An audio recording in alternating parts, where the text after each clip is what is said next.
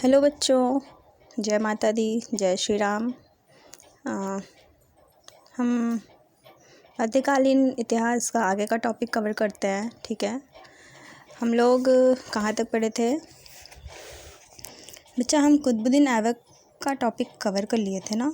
अब हम इल्तुतमिश के बारे में पढ़ते हैं। ठीक है, इल्तुतमिश का जो कार्यकाल था वो 1211 से 1236 ईस्वी तक था। ठीक है, 10 तक तो कुतुबुद्दीन ऐबक ही थे और 1211 से 1236 तक कौन थे?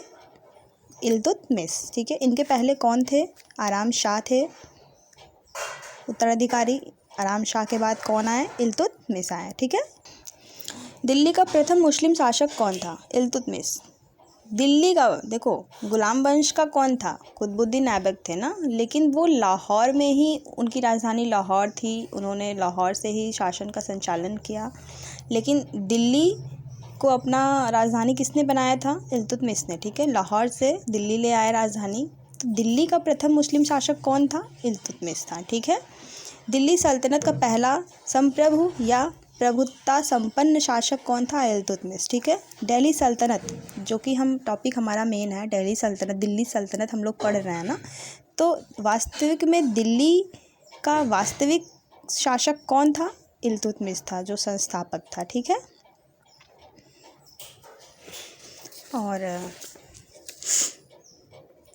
किस इतिहासकार ने इल्तुतमिश को भारत से किस इतिहासकार ने इल्तुतमिश को भारत में मुस्लिम राज्य का वास्तविक संस्थापक माना है? आरपी त्रिपाठी ने। ठीक है, आरपी त्रिपाठी ने भारत में मुस्लिम राज्य का वास्तविक संस्थापक माना है। और वैसे कौन है? कुतुबुद्दीन ऐबक है। ठीक है, किस सुल्तान को गुलामों का गुलाम कहा जाता है? इल्तुतमिश को। इसका मतलब क्या हुआ कि इल्तुतमिश जो थे वो कुतुबुद्दीन ऐबक के भी गुलाम थे। कुतुबुद्दीन खुद एक गुलाम थे मोहम्मद गोरी के, लेकिन कुतुबुद्दीन ऐबक के भी गुलाम कौन थे? इल्तुतमिश। जब इल्तुतमिश राजा बने तो इनको क्या कहा जाने लगा? गुलामों का गुलाम। ठीक है, इल्तुतमिश किस जनजाति का तुर्क था? इलबरी जनजाति का तुर्क था। ठीक है, इल्तुतमिश किस जनजाति का तुर्क था? तुर्की था ना, तो उसमें भी अलग अलग जनजातियां थी। इलबरी जनजाति का तुर्क था। ठीक है, सुल्तान बनने से पूर्व इल्तुतमिश कहाँ का सूबेदार था? बदायूं का। ठीक है, सुल्तान बनने से पहले ये कहाँ का सूबेदार था? कहीं का तो था सूबेदार, कहाँ का था? बदायूं का था। ठीक है बच्चा, अपने राज्यारोहण के ठीक पूर्व मुक्ति के रूप में सुल्तान इल्तुतमिश के पास कौन सा इक्ता था? बदायूं का।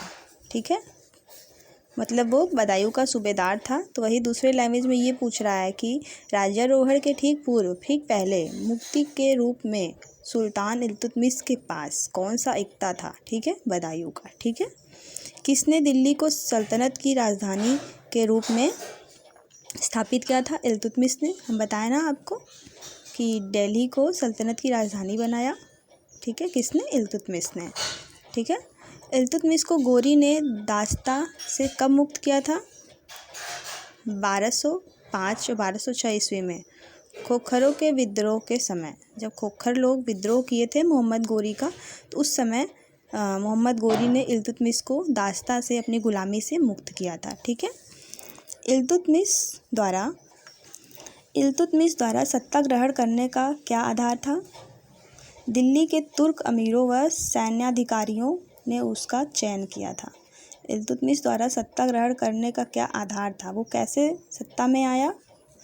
दिल्ली के तुर्क अमीरों व सैन्याधिकारियों ने उसका चयन किया था। ठीक है, कौन सुल्तान रात्रि में अपना अधिकांश समय प्रार्थना एवं चिंतन में व्यतीत करता था? इल्तुतमिश।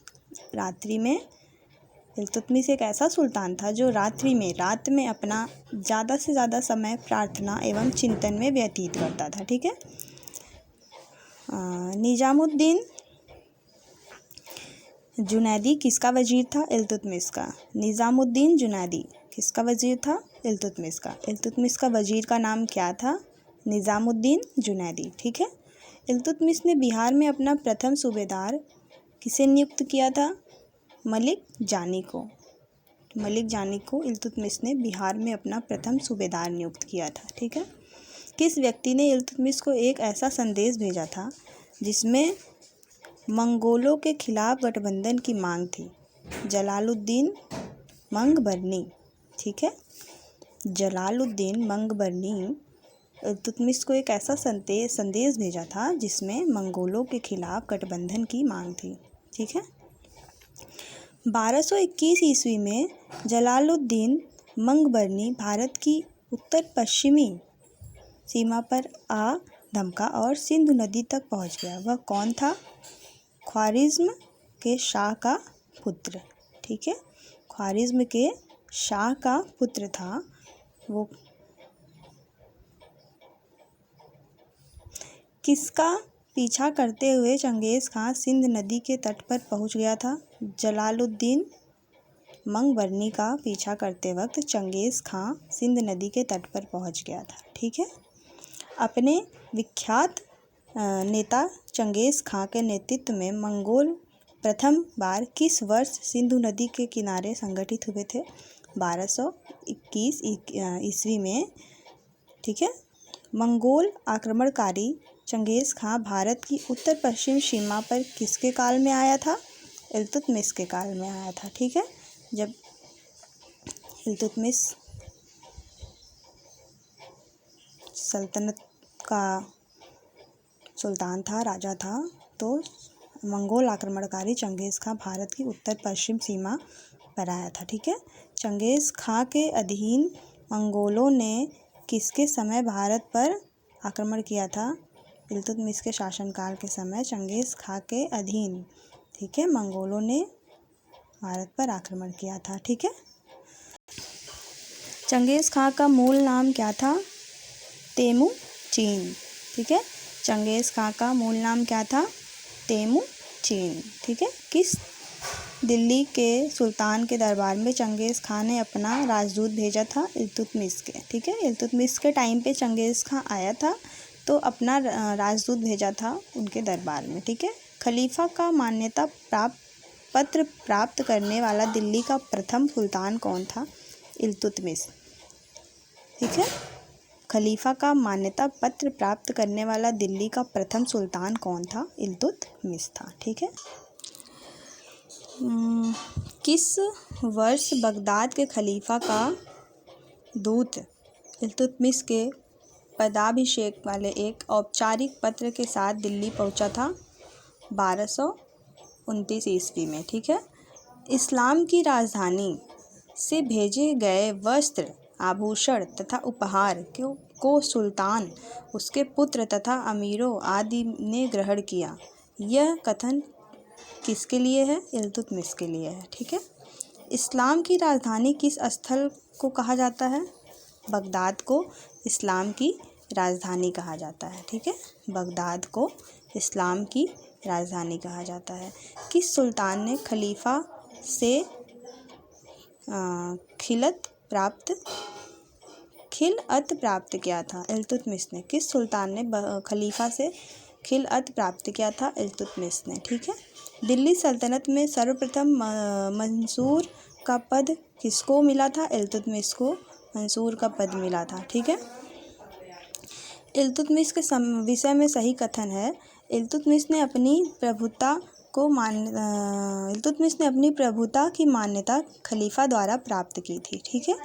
इल्तुतमिश ने बंगाल के सुल्तान गियासुद्दीन को हराकर लखनौती पर अधिकार किया था। ठीक है, ये सब इल्तुतमिश के बारे में सही कथन है। दिल्ली सल्तनत में किसने सर्वप्रथम सुल्तान की पदवी धारण की थी? इल्तुतमिश ने सबसे पहले सुल्तान की पदवी धारण की थी। ठीक है। तो सर्वप्रथम सुल्तान की पदवी किसने धारण की थी? इल्तुतमिश ने। ठीक है।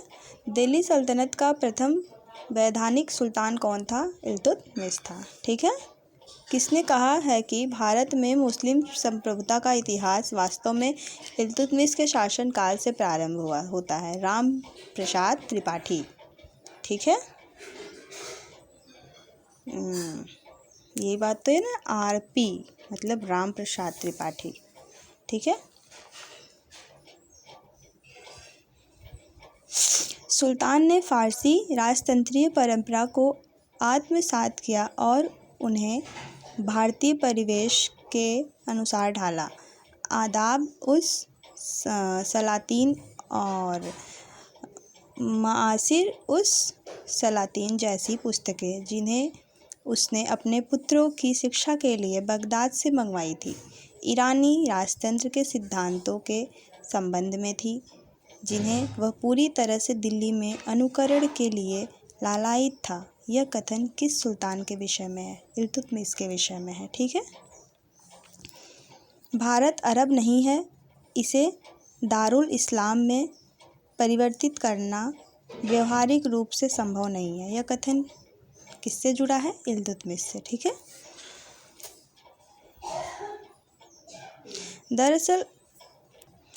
दरअसल उसने दिल्ली को भारत में तुर्की साम्राज्य का न केवल राजनीतिक एवं प्रशासनिक केंद्र बनाया, बल्कि अपने सांस्कृतिक गतिविधियों का केंद्र भी बनाया था। यह उल्लेखनीय है कि दिल्ली को सल्तनत काल के साहित्य में कभी भी सिर्फ उसके नाम से उल्लेखित नहीं किया गया। इसे हज़रत दिल्ली, राजसी दिल्ली या शहर कहा गया। यह सुल्तान कौन है? इल्तुतमिश है। ठीक है। इल्तुतमिश ने अपनी मृत्यु से पूर्व किसे अपना उत्तराधिकारी नियुक्त किया था? रज़िया को। ठीक है। रज़िया बेगम को अपना उत्तराधिकारी नियुक्त किया था। ठीक है। रज़िया को उत्तराधिकारी बनाने वाली शाही विज्ञप्ति की रचना इल्तुतमिश के लिए किसने की थी? मिन्हाज उस सिराज ने की थी। ठीक है। और इल्तुतमिश की मृत्यु के पश्चात दिल्ली सल्तनत की गद्दी पर कौन बैठा था?